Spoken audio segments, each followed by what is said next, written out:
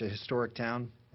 First and foremost, I just want to thank everybody for the outpouring of prayers over the past weekend. We had a difficult weekend. Good Friday was a little bit of a passion for us, with a passion play for us with our daughter Bella, who is getting unfortunately very sick. We ended up in the hospital all weekend, but I'm here to report to start out things that she is a fighter, and she is doing exceptionally well and is back with us and the family, and we are looking forward to spending a lot of great time with her. But it did cause us to think, and as the role that we have as parents and in her life and with the rest of our family, and this was a time for prayer and thought over this past weekend, and just like it was, frankly, when we decided to get into this race. Karen and I and the kids sat at the kitchen table and talked about our hopes and fears and our concerns, and we were very concerned about our role as being the best parents we possibly could to our children in making sure that they had a country that was, well, where the American dream was still possible.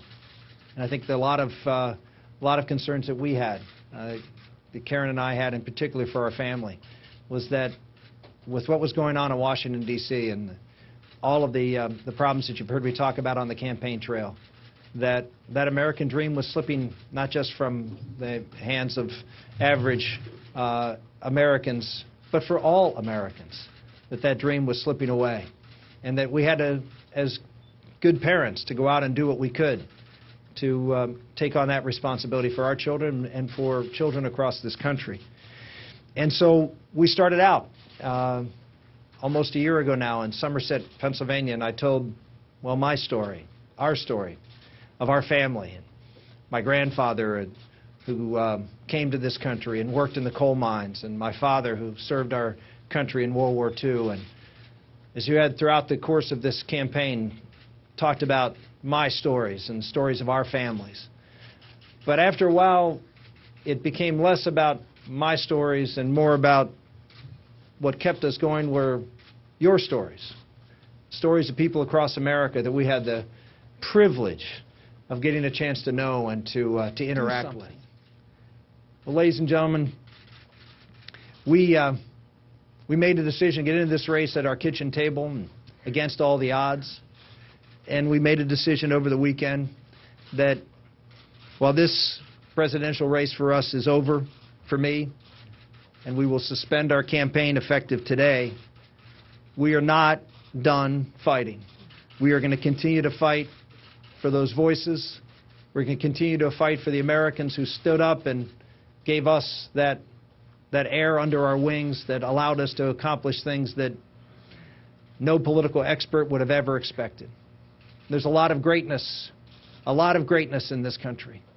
And we just need leaders who believe in that, who are willing to give voice to that, who are willing to raise us up instead of trying to provide for us and do for us what we can better do for ourselves.